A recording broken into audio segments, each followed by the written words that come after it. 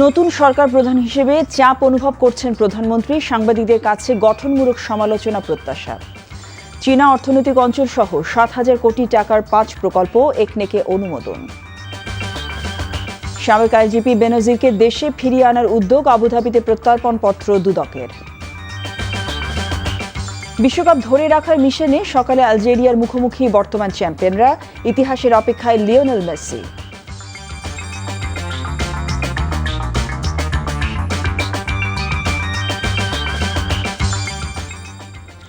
আসসালামু আলাইকুম, জসিন্তা জিনিয়া স্বাগত জানাচ্ছি এনটিভির রাতের খবরে।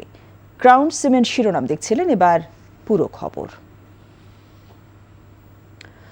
প্রতিশোধের মানসিকতা থেকে বের হয়ে এসে দেশের জন্য অবদান রাখতে সবার প্রতি আহ্বান জানিয়েছেন প্রধানমন্ত্রী তারেক রহমান। সাংবাদিকদের সাথে বিনিময়ে তিনি বলেন, সমস্যা ও সংকট সমাধান করতে গিয়ে নতুন প্রধানমন্ত্রী হিসেবে চাপ অনুভব করছেন তিনি। বলেন, মানুষ বিভ্রান্ত হোক তা চায় না সরকার। সাংবাদিকদের কাছে সরকার গঠনমূলক সমালোচনা প্রত্যাশা করেন প্রধানমন্ত্রী। হাসান মাহমুদের রিপোর্ট। যিনি দীর্ঘ সময় ধরে বিএনপির সংবাদ সংগ্রহ করা মাঠের সংবাদকর্মীদের সাথে প্রধানমন্ত্রীর মতবিনিময়ের এই অনুষ্ঠান রাজধানীর চীন মৈত্রী সম্মেলন কেন্দ্রে।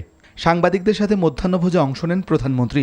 পরে খোলামেলা আলোচনায় উঠে আসে বিগত ১৭ বছর বিএনপির সংবাদ সংগ্রহ করতে গিয়ে মাঠের সংবাদকর্মীদের নানা সংকট ও সমস্যার কথা। অবশ্যই দায়িত্বের একটা চাপ অসম্ভব অনুভব করছে, প্রচুর সমস্যা, প্রচুর লিমিটেশন। বিএনপি বিটে আপনারা যারা কাজ করেছেন বহু বছর ধরে, আমার দলের নেতাকর্মী যেমন টিয়ার গ্যাসের সেলের যে টিয়ার গ্যাস সেটির যন্ত্রণায় যেরকম কাতরিয়েছে, আপনারাও কিন্তু আমাদের নেতাকর্মীর পাশাপাশি আপনারাও সেরকম যন্ত্রণায় কাতরিয়েছেন। সাংবাদিকদের প্রশ্নের জবাবে ১০০ দিনে প্রধানমন্ত্রী হিসেবে দেশ পরিচালনায় চাপ অনুভব করার অভিজ্ঞতার কথা জানান তারেক রহমান। আপনার সহযোগিতা তো আমার লাগবে, আপনার সহযোগিতা না পেলে তো আমি বুঝতে পারবো না জিনিসটা। সহযোগিতা পেলেই অন্তত বুঝতে পারবো যে কাজটা ভালো হচ্ছে না খারাপ হচ্ছে। গণমাধ্যমের জন্য জিয়া পরিবারের অনেক ভূমিকার উল্লেখ করে প্রধানমন্ত্রী বলেন, অথচ এই পরিবারই সবচেয়ে ভুক্তভোগী। তিনি বলেন, অতীতের পাওয়া না পাওয়ার প্রতিহিংসা ভুলে সবাইকে মিলে দেশকে এগিয়ে নিতে হবে। আমাদের নিজের চিন্তা কিছুটা আমরা পরিবর্তন করার চেষ্টা করি। হ্যাঁ, আমার সাথে হয়েছে। আপনি এখন প্রতিশোধ নিলেই কি আপনার সেটা আপনি ফেরত পাবেন বা একদম আগের মতন হয়ে যাবে? হবে না। তাহলে আমরা আমাদের সেই মাইন্ডসেট থেকে বেরিয়ে এসে ঠিক আছে, আমরা কি করতে পারি দেশের জন্য, সমাজের জন্য, মানুষের জন্য কি করতে পারি, পারি বা পারি না পারি সেটা হচ্ছে পরের ব্যাপার। অন্তত চেষ্টা তো করতে পারি, আমরা সাকসেসফুল হওয়া পরের ব্যাপার। দেশ পরিচালনার জন্য ভবিষ্যৎ প্রজন্মের মধ্যে সামাজিক ও মানবিক মূল্যবোধ ফিরিয়ে আনার উপর গুরুত্ব আরোপ করেন প্রধানমন্ত্রী। আমাদের কতগুলো সোশ্যাল ভ্যালুজ, আমাদের কতগুলো রিলিজিয়াস ভ্যালুজ আমার কাছে মনে হয় ইয়াং জেনারেশনের মধ্যে একটু বোধহয় ঘাটতি আছে। তাই বললাম যে এটা স্কুল লেভেল থেকে কিভাবে আমরা চালু করতে পারি, কিভাবে আমরা এটা অ্যাড ক্যাম্পেইন আমরা করতে পারি, কিভাবে এই ভ্যালুসগুলো আমরা ফিরিয়ে নিয়ে আসতে পারি। গ্রামীণ জনপদের অর্থনৈতিক ক্ষমতায়নকে নিশ্চিত করতে সরকারের নেওয়া পদক্ষেপগুলো তুলে ধরেন সরকার প্রধান। বিশ্বকাপ ফুটবলে কোন দলের সমর্থক তারও পরোক্ষ জবাব দেন তারেক রহমান। বিকাশ সেটা আপনি সম্পূর্ণ। Hasan Mahmud, NTV news, Dhaka. কৃত্রিম বুদ্ধিমত্তাকে ব্যবহার করে বিভিন্ন গোষ্ঠী মাথা চাড়া দিয়ে উঠছে বলে অভিযোগ করেছেন স্থানীয় সরকার মন্ত্রী এবং বিএনপি মহাসচিব মির্জা ফখরুল ইসলাম আলমগীর। বলেন, সবাইকে নিয়ে এই অপশক্তিকে রুখে দিতে হবে। জাতীয় প্রেস ক্লাবে বাংলাদেশ ফেডারেল সাংবাদিক ইউনিয়ন এবং ঢাকা সাংবাদিক ইউনিয়ন আয়োজিত সংবাদপত্রের কালো দিবসের আলোচনায় এসব কথা বলেন মির্জা ফখরুল। তিনি জানান, প্রধানমন্ত্রী সবসময় সংবাদ মাধ্যমের স্বাধীনতার জন্য কাজ করছেন। আওয়ামী লীগ আর গণতন্ত্র একসাথে কখনো যায় না বলেও মন্তব্য করেন বিএনপি মহাসচিব। আর তথ্য ও সম্প্রচার মন্ত্রী জহিরুদ্দিন স্বপন দ্রুত গণমাধ্যমের সব সমস্যার সমাধানের আশ্বাস দেন। সংবাদ মাধ্যমে মালিকদের শিল্প প্রতিষ্ঠানের নিয়ম অনুযায়ী গণমাধ্যম পরিচালনার আহ্বান জানান তথ্যমন্ত্রী। সরকার যতই গণতান্ত্রিক অথবা আপনাদের স্বাধীনতাকে নিশ্চিত করুক, মালিক যদি স্বাধীনতা না দেয়, মালিক যদি বেতন না দেয়, মালিক যদি মর্যাদাপূর্ণ পেশাগত পরিবেশ না রাখে, তাহলে সেই চ্যালেঞ্জ কে মোকাবেলা করবে? আমার দীর্ঘ এই রাজনীতি করা জীবনের থেকে আমি একটা জিনিস যেটা উপলব্ধি করেছি, যে আওয়ামী লীগ আর গণতন্ত্র এটা কখনোই একসাথে যায় না, আগেও যায়নি। অর্থাৎ আওয়ামী লীগের জন্মের পরেও যায়নি এবং এই বিগত ফ্যাসিবাদের সময় তো যায়নি। দেশে প্রায় ৭০% জনগণের রায়কে উপেক্ষা করে কোনো সংবিধান সংশোধন কমিটি নয়, বরং সংবিধান সংস্কার পরিষদ গঠনের পক্ষে অনড় বিরোধী দল। সংসদ ভবনে সাংবাদিকদের সঙ্গে মতবিনিময় সভায় কথা জানিয়েছেন বিরোধী দলীয় নেতা এবং জামায়াত আমির ডক্টর শফিকুর রহমান। সীমান্ত হত্যা ও পুশিন ইস্যুতে সংসদে বিরোধী দল আলোচনা করতে চাইলে সরকারি দল বাধা দিচ্ছে বলেও অভিযোগ করেন তিনি। সালাউদ্দিন কাদেরের রিপোর্ট। সংসদ পিঠে সাংবাদিকদের সঙ্গে মতবিনিময় সভার আয়োজন করে জাতীয় সংসদের বিরোধী দল। এতে অংশ নেন বিরোধী দলীয় উপনেতা, চিফ হুইপ সহ অন্যান্য সংসদ সদস্যরা। এ সময় সাংবাদিকদের প্রশ্নের জবাবে বিরোধী দলীয় নেতা বলেন, সংবিধান সংস্কার পরিষদ ব্যতীত সংবিধান সংশোধন কমিটি চায় না তারা। আমরা পরিষ্কার বলে দিয়েছি, এটা নতুন করে আর বলার কিছু নাই, যে সংবিধান সংশোধনের জন্য তো কোনো কমিটির দরকার নাই। এটা তো একটা রুটিন ওয়ার্ক, এটা বিল আকারে আসবে ট্রেজারি বেঞ্চ থেকে, আমরা আলোচনায় অংশগ্রহণ করব, যেটুকু ভালো মনে করব, পাস হলে পাস হবে, রিজেক্ট হলে রিজেক্ট হবে।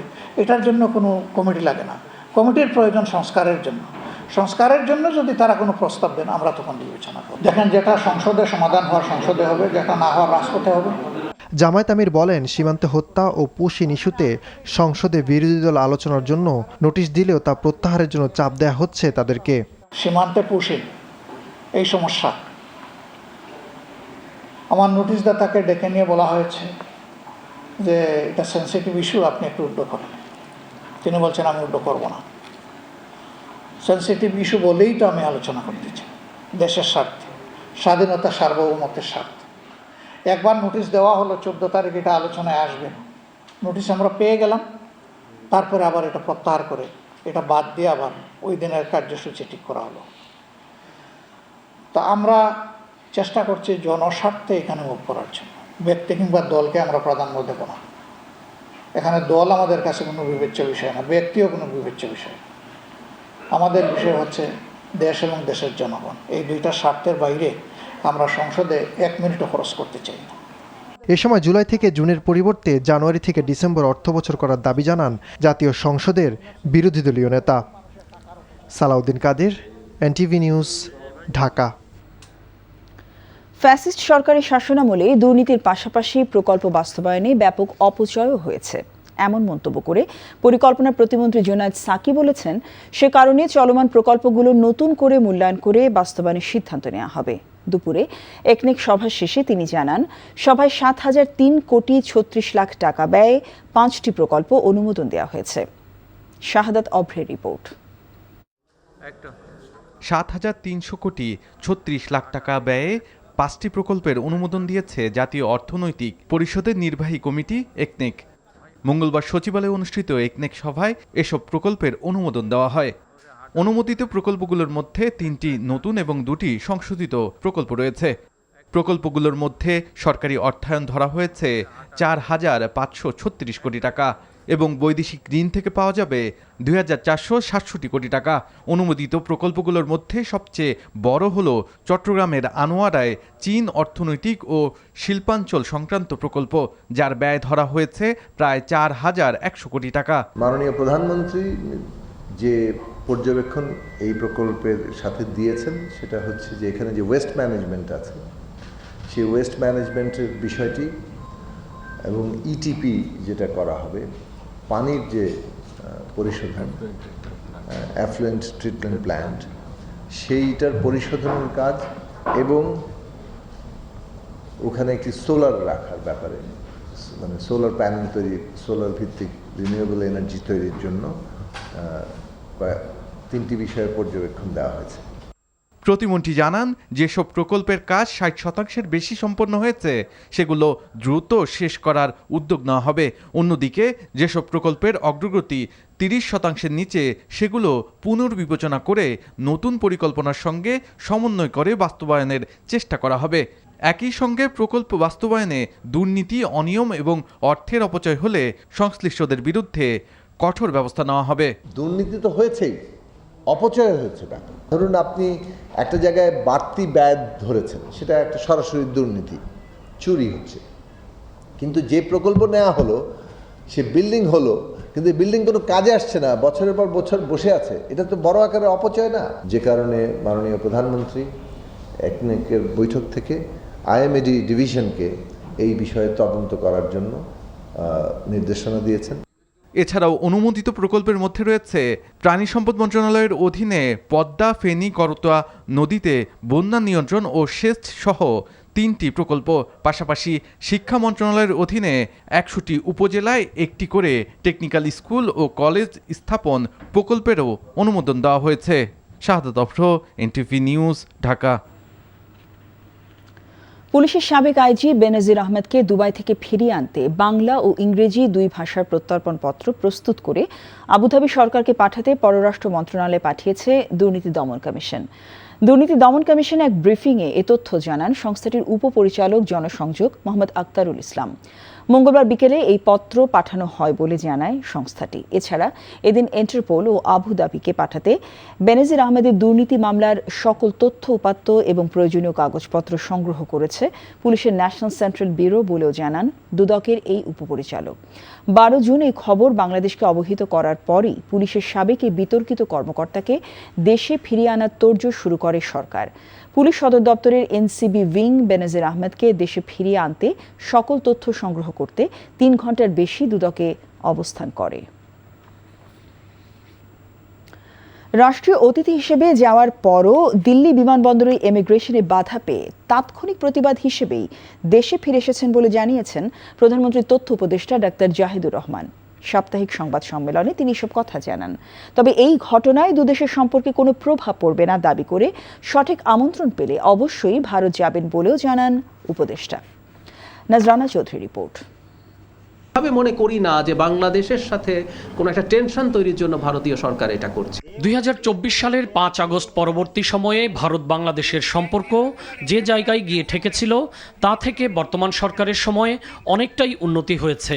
ঠিক 7 দিন আগেই এমন দাবি করার পর রোববার একটি আঞ্চলিক সম্মেলনে অংশ নিতে ভারতে যাওয়ার সময় নয়াদিল্লি বিমানবন্দরে প্রবেশে বাধা পান প্রধানমন্ত্রীর তথ্য উপদেষ্টা।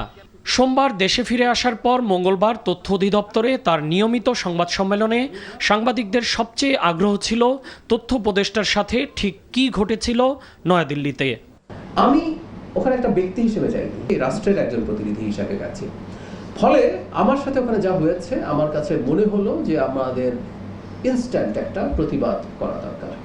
সেই কারণে আমি আসলে ব্যাক করার সিদ্ধান্ত নিয়েছি। একটা পর্যায়ে তারা খুবই চেষ্টা করেছেন আমি যেন ভারতে প্রবেশ করি এবং আমার যে নিয়মিত যে কর্মকাণ্ড সেটা অংশগ্রহণ করি, কিন্তু আমি সেটা আর করিনি। তখন আমার মনে হয়েছে রাষ্ট্র বা সরকারের পক্ষ থেকে একটা সিগনেচার থাকা দরকার। এই ঘটনা দুই দেশের সম্পর্কে কোনো নেতিবাচক প্রভাব ফেলবে কিনা এমন প্রশ্নের জবাবে ডাক্তার জাহেদ বলেন, তিনি এখনো মনে করেন দুই দেশের সম্পর্কের ক্ষেত্র অনেক বড়। আমি এক্সপেক্ট করব এই ঘটনার প্রভাব দুই দেশের ভবিষ্যৎ এনগেজমেন্টের জন্য, আমি এনগেজমেন্ট কথাটা বলছি, এই ধরনের সম্পর্কের ক্ষেত্রে এনগেজমেন্ট ইজ ইম্পর্টেন্ট, এনগেজমেন্টের ক্ষেত্রে প্রভাব পড়বে না। একটা দেশের সাথে আমাদের পারস্পরিক স্বার্থ সংশ্লিষ্ট বিষয়ে এনগেজমেন্ট হবে এবং সেটা কোনোভাবেই রাষ্ট্রের আত্মসম্মান আত্মমর্যাদা বিকিয়ে দিয়ে বা আমার ক্ষতি করে কাউকে কোনো সুবিধা দেয়া, এই নীতিতে এই সরকার কোনো দেশের সাথে, আমি আবারও বলছি শুধু ইন্ডিয়া না, কোনো দেশের সাথে এই সরকার যাবে না। চলতি বছর গঙ্গার পানি চুক্তির মেয়াদ শেষ হচ্ছে উল্লেখ করে প্রধানমন্ত্রীর তথ্য বিষয়ক উপদেষ্টা বলেন, এই চুক্তির মেয়াদ বাড়ানো সহ দুই দেশের নানা অমীমাংসিত বিষয়ে তিনি কাজ করার সুযোগ পেলে অবশ্যই তা করবেন। আমি এই কথাটা খুব স্পষ্ট করে দিচ্ছি, আমি যদি প্রপার ইনভিটেশন পাই আমি নিশ্চয়ই যাব। গঙ্গা পানি চুক্তির মেয়াদ শেষ হচ্ছে এই বছরের ডিসেম্বরে। আমাদের সেই পানি চুক্তির রিনিউয়াল নিয়ে কথা আছে, আমাদের তিস্তা চুক্তি নিয়ে কথা আছে, আমাদের পানি, আমাদের অভিন্ন আরও টোটাল 53টা নদী আছে, আমাদের সাথে তো আমাদের রাইট আছে, আমাদের ভারতের সাথে এনগেজ করতে হবে এবং সেখানে যদি কোনোভাবে রোল প্লে করতে পারি আমি সেটা লুফে নেব। এ বিষয়টি যেন দুই দেশের সম্পর্কের ক্ষেত্রে অন্য কোনো বাধা তৈরি না করে সেজন্য প্রতিনিধি দলের অন্য সদস্যরা দিল্লির এই সম্মেলনে অংশ নিচ্ছেন বলেও জানান doctor Zahed. Nazrana Chowdhury, NTV news, Dhaka. জাটকা ও মা ইলিশ সংরক্ষণে সরকারের চলমান কার্যক্রম আরও শক্তিশালী করার উপর গুরুত্ব আরোপ করেছেন মৎস্য ও প্রাণী সম্পদ প্রতিমন্ত্রী সুলতান সালাউদ্দিন টুকু। তিনি বলেন, ইলিশ সংরক্ষণে অবৈধ কর্মকাণ্ড বন্ধে সরকারের পক্ষ থেকে প্রয়োজনীয় পদক্ষেপ নেওয়া হচ্ছে। মৎস্য ভবনে আয়োজিত জাটকা এবং মা ইলিশ সংরক্ষণ অভিযান 2025-26-এর মূল্যায়ন ও ভবিষ্যৎ করণীয় শীর্ষক কর্মশালায় প্রধান অতিথির বক্তব্যে তিনি এসব কথা বলেন। মুন্সিগঞ্জ সহ 7টি জেলায় কারেন্ট জাল তৈরি করা হয় জানিয়ে প্রতিমন্ত্রী বলেন, বিষয়টি সরকারের নজর এসেছে এবং প্রয়োজনীয় পদক্ষেপ গ্রহণ করা হয়েছে। তিনি আরও বলেন যে 2 মাস ইলিশ ধরা বন্ধ থাকে তখন প্রায় 40,000 জেলের জীবিকা ও কল্যাণ নিশ্চিত করতে সরকার বিভিন্ন সহায়তামূলক উদ্যোগ গ্রহণ করে। ফ্যাসিবাদ যেন আর কখনো মাথাচাড়া দিয়ে উঠতে না পারে সেজন্য গণমাধ্যমের সক্রিয় ও দায়িত্বশীল ভূমিকা জরুরি বলে মন্তব্য করেছেন তথ্য ও সম্প্রচার প্রতিমন্ত্রী ইয়াসের খান চৌধুরী। সকালে সংবাদপত্রে কালো দিবস উপলক্ষে আওয়ামী শাসনে গণমাধ্যম ও জুলাই অভ্যুত্থানের চেতনা শীর্ষক আলোচনা সভায় তিনি এ মন্তব্য করেন। প্রতিমন্ত্রী বলেন, ফ্যাসিবাদের ভিত্তির উপর দাঁড়ানো রাজনৈতিক শক্তিগুলো ক্ষমতায় এলেই স্বৈরতান্ত্রিক আচরণ করে। তাই গণতন্ত্র ও জবাবদিহিতা প্রতিষ্ঠায় স্বাধীন গণমাধ্যমের বিকল্প নেই। অনুষ্ঠানে ন্যাশনাল এডিটর্স কাউন্সিলের যুগ্ম আহ্বায়ক এবং দৈনিক আমার দেশের সম্পাদক মাহমুদুর রহমান বলেন, গণমাধ্যমের ওপর রাজনৈতিক প্রভাব ও নিয়ন্ত্রণের সংস্কৃতি বন্ধ করতে হবে। স্বাধীন ও নিরপেক্ষ সাংবাদিকতার পরিবেশ নিশ্চিত করারও দাবি জানান তিনি। কর্মকর্তাদের পরিবহনে বরাদ্দে অনিয়ম নিয়ে এনটিভি সংবাদ প্রচারের পর দক্ষিণ সিটি কর্পোরেশনের পরিবহন পুলের তত্ত্বাবধায়ক আরিফ চৌধুরীকে অপসারণ করেছে প্রশাসন। দীর্ঘ তদন্তে ডিএসসিসির কম্পিউটার অপারেটর হিসেবে যোগদান করা আরিফ চৌধুরীকে পরিবহন তত্ত্বাবধায়কের দায়িত্ব থেকে সরিয়ে বিদ্যুৎ বিভাগে বদলির সুপারিশ করা হয়। এর প্রেক্ষিতে মঙ্গলবার দক্ষিণ সিটির সচিব জয়নুল আবেদিনের স্বাক্ষরিত চিঠিতে এ আদেশ জারি করা হয়। 2025 সালের সেপ্টেম্বরের 5 তারিখ এনটিভিতে কর্মকর্তাদের পরিবহনের তেল ব্যবহারের অনিয়ম নিয়ে সংবাদ প্রচার করেছিল এনটিভি। এর এক সপ্তাহের মাথায় দুর্নীতি দমন কমিশন অভিযান চালায় সংস্থাটি। দ্রুত সময়ের মধ্যে সৎ, যোগ্য ও পেশাদার ব্যক্তিদের সমন্বয় ইসলামী ব্যাংকের পূর্ণাঙ্গ পরিচালনা বোর্ড গঠন সহ 7 দফা দাবিতে বাংলাদেশ ব্যাংকের গভর্নর বরাবর স্মারকলিপি দিয়েছে ইসলামী ব্যাংক সচেতন গ্রাহক ফোরাম। স্মারকলিপি জমা দেওয়ার আগে সকালে রাজধানী দিলকুশায় ইসলামী ব্যাংকের প্রধান কার্যালয়ের সামনে সমাবেশে আন্দোলনকারীরা বলেন, এস আলম সহ ব্যাংক লুটেরাদের বিচারে আলাদা ট্রাইব্যুনাল গঠন করতে হবে। ইসলামী ব্যাংকগুলোতে আতঙ্ক সৃষ্টি বন্ধ করতে হবে। বিতর্কিত সিদ্ধান্ত নেওয়া থেকে কেন্দ্রীয় ব্যাংক ও সরকারকে বিরত থাকার দাবিও জানান তারা। এছাড়া টাস্কফোর্স গঠন করে পাচারকৃত অর্থ ফেরত এনে ইসলামী ব্যাংকের দায় মেটানোর দাবি তাদের। এসব দাবি আদায় না হওয়া পর্যন্ত আন্দোলন অব্যাহত রাখার ঘোষণা দিয়েছে গ্রাহক ফোরাম। ওয়ানডে সিরিজে পারফরমেন্স আশা যোগাচ্ছে টি-20 সিরিজ জয়েও। ইনজুরির কারণে নিজের খেলা নিয়ে শঙ্কা থাকলেও দল নিয়ে আত্মবিশ্বাসী অধিনায়ক লিটন দাস। এদিকে ওয়ানডে ব্যর্থতা ভুলে টি-20তে ঘুরে দাঁড়াতে চায় অস্ট্রেলিয়াও। চট্টগ্রামে 3 ম্যাচ সিরিজের প্রথম টি-20তে কাল দুপুর 2টায় মুখোমুখি হবে এই দু দল। চট্টগ্রাম থেকে এনামুল হকের ছবিতে মমিনুর রিপনের ডেস্ক রিপোর্ট। ফুটবল বিশ্বকাপ উন্মাদনার মাঝে ক্রিকেটেও নজর রাখতে অনেকটাই বাধ্য হচ্ছেন দেশের ক্রীড়াপ্রেমীরা। হবেই না বা কেন, ওয়ানডে সিরিজে বাংলাদেশ যা পারফরমেন্স দেখিয়েছে তাতে টি-20 নিয়েও প্রত্যাশা বাড়ছে। অজিদের বিপক্ষে এবারই প্রথম ওয়ানডে সিরিজ জয় স্বাদ পেলেও টি-20তে এই ইতিহাসটা 2021 সালেই গড়েছে বাংলাদেশ। মিরপুরে দু দলের একমাত্র টি-20 সিরিজটা স্বাগতিকরা জিতেছিল 4-1 ব্যবধানে। সেটাও নিশ্চয়ই অনুপ্রেরণা যোগাবে লিটনের দলকে, যদিও একাদশে খেলা নিয়ে এখনও নিশ্চিত নয় অধিনায়কের। আজকে দেখবো এন্ড দেন কালকে দেখে তারপর ডিসাইড করবো আমার বিষয়টা। আর অবভিয়াসলি আপনি যখন একটা বড় দলের সাথে যখন ভালো ক্রিকেট খেলবেন, নট অনলি যে সিরিজ জিতে, আমরা 3টা ম্যাচে খুবই ভালো ক্রিকেট খেলেছি, সো এটা একটা প্লাস পয়েন্ট। অবভিয়াসলি ফরম্যাটটা ডিফারেন্ট, আমাদের টিমও ডিফারেন্ট, তাদের টিমও ডিফারেন্ট। একটা বেটার গুড সাইড যে আমাদের মোস্ট অফ দ্য প্লেয়ারই ওয়ানডে ক্রিকেটটা খেলেছে টি-20 সাইড থেকে, সো সবার ওই কনফিডেন্সটা আছে। এদিকে ওয়ানডে সিরিজ হেরে কিছুটা ব্যাকফুটে থেকে মাঠে নামবে অস্ট্রেলিয়া। মিরপুরের দুঃস্মৃতি ভুলে চট্টগ্রামে জয় দিয়ে শুরু করতে চান অজি অধিনায়ক মিচেল মার্শ। দলে অনেক পরিবর্তন আছে, আমরা ভালো খেলতে চাই, সিরিজও জিততে চাই, সবার মধ্যে এই মানসিকতা আছে। তবে সিরিজটা যে চ্যালেঞ্জিং হবে সেটা আমরা সকলেই জানি। সাগরিকা পাড়ের স্টেডিয়ামে অনেক সুখ স্মৃতি আছে বাংলাদেশের, সেটা আরও সমৃদ্ধ করার সুযোগ থাকছে লিটনদের সামনে। Mominur Ripon, NTV sports desk. বিশ্বকাপ ফুটবলের আরও খবর। নিজেদের প্রথম ম্যাচে মাঠে নামার আগে নিউ ইয়র্কের টাইমস স্কোয়ার দখলে নিয়েছেন আর্জেন্টাইনরা। আর্জেন্টিনার পাশাপাশি স্থান পেয়েছে বাংলাদেশের পতাকাও। ডিয়াগো ম্যারাডোনা, লিওনেল মেসিকে সমর্থনের জন্য বাংলাদেশিদের প্রতি কৃতজ্ঞতা প্রকাশ করেছেন 3বারের চ্যাম্পিয়ন দেশটির সমর্থকরা। যুক্তরাষ্ট্র থেকে কুশল ইয়াসিরের report.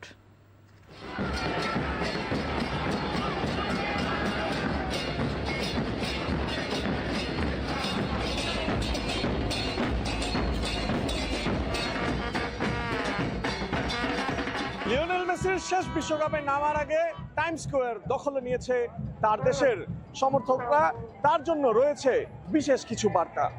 Nobody will ever come close to your level, and the impact that you had on football is insane. Every time someone says football, they think Messi, Messi, Messi. I have to tell you, so many people love Maradona, and he was a very good player. But I have to tell you that I saw so many games, Messi, and I have to tell you, he is unique. Beautiful experience. It's part of being Argentinian and being proud of the country and just celebrating. The message from us is that, we will keep you guys on our minds and always. বিশ্বের অন্যতম আকর্ষণীয় ও আলোচিত স্থান Times স্কয়ারে আর্জেন্টিনার পাশাপাশি শোভা পেয়েছে বাংলাদেশের লাল সবুজ পতাকাও। এখানে একটা উৎসব পরিবেশে আমরা এখানে দাঁড়াইছি এবং এখানে আর্জেন্টিনা সাপোর্টার অনেকগুলি সাপোর্টার আছে, আমরাও তাদের সাথে অংশগ্রহণ করেছি। আমি চাই আর্জেন্টিনা আর একটা ট্রফি পাক, এমনকি লিওনেল মেসি 2026-এ তার ওয়ার্ল্ড কাপ তার হাতে আসুক। One more time Argentina champion the FIFA 2026। শুধু মেসিকে নয়, আর্জেন্টাইন সমর্থকরা বার্তা দিয়েছে বাংলাদেশের সমর্থকদের জন্য।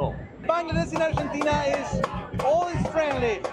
Thank you Bangladesh for your love from Argentina and for Messi. Thank you to Bangladesh because I never saw people so happy being another country far away. I was surprised and I say, wow. Thank you Bangladesh. I wanted to say thank you to all Bangladesh people, which are very fun and supportive to Argentinian team, and I feel very proud to be Argentina, and I'm very proud that Bangladesh and people all around the world support Argentina. বাংলাদেশিদের আর্জেন্টিনার জন্য যে ভালোবাসা রয়েছে এতে নেই কোনো স্বার্থ, আর এই নিঃস্বার্থ ভালোবাসার জন্যই বাংলাদেশকে সব সময় মনে রাখতে চায় আর্জেন্টাইনরা। Kushal Yasir, NTV news, Times Square, New York, যুক্তরাষ্ট্র। এই ছিল রাতের খবরে। এই খবরের ভিডিও সহ আপডেট জানতে ভিজিট করুন এনটিভি অনলাইন www.ntvbd.com। এছাড়াও এনটিভি জনপ্রিয় সব অনুষ্ঠান ও খবরের আপডেট জানতে ভিজিট করুন আমাদের ইউটিউব ও ভেরিফাইড ফেসবুক পেজ। রাত 1টায় মধ্যরাতের খবর দেখার আমন্ত্রণ রইল। সবাইকে ধন্যবাদ। শুভরাত্রি।